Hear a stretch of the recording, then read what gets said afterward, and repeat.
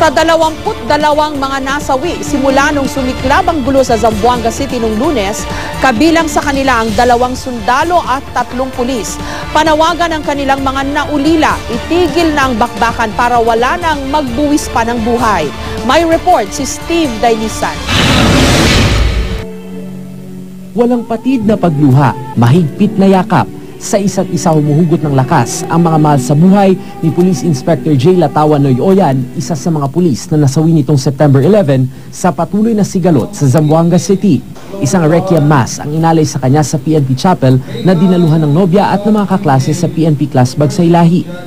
Pangatlo sa 7 magkakapatid ang 25 anyos na si Jay at may matayog na pangarap sa piniling propesyon. Sa Zamboanga ang una ng destino matapos graduate nito lang 2012. Masaya pa raw siyang nagdiwang ng kaarawan nitong Agosto at nung nakarang linggo lang, nakapagpadala pa raw ng package sa mga kaanak. Kabado kami na, pero we are strong na praying. Sana walang mangyari. Pero dumating sa ganito, makonsensya sila sa mga nangyayaring ganito. Galit daw ang nararamdaman sa dibdib ng kapatid niyang Silanon na plebo o bagong pasok ngayon sa PNPA.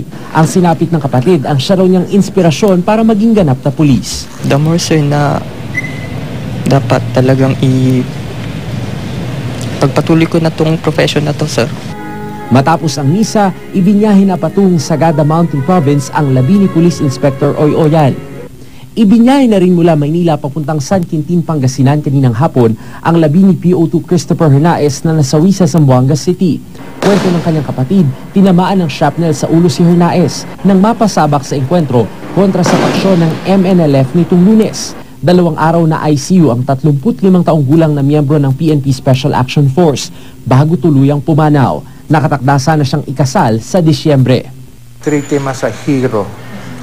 Hero not only for San Quintin but for the entire nation.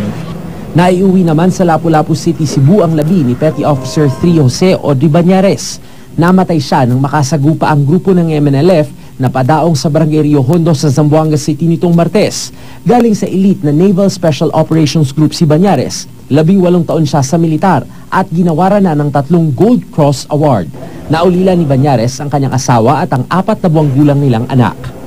Isa lang marahil ang panalangin ng bawat nangungulilang kaanak na mga napatay sa patuloy pa ring bakbakan sa pagitan ng pwersa ng pamahalaan at ng MNLF sa Zamboanga City. At yan ay ang tuluyan ng matuldukan ang krisis doon. Kung pairali lamang daw ang bukas na pag-iisip at pag-unawaan, baka mas madaling maintindihan ang salitang kapayapaan. At baka hindi na rin madagdagan ang bilang ng mga nangungulilang kaanak tulad nila. Steve Dailisan, GMA News.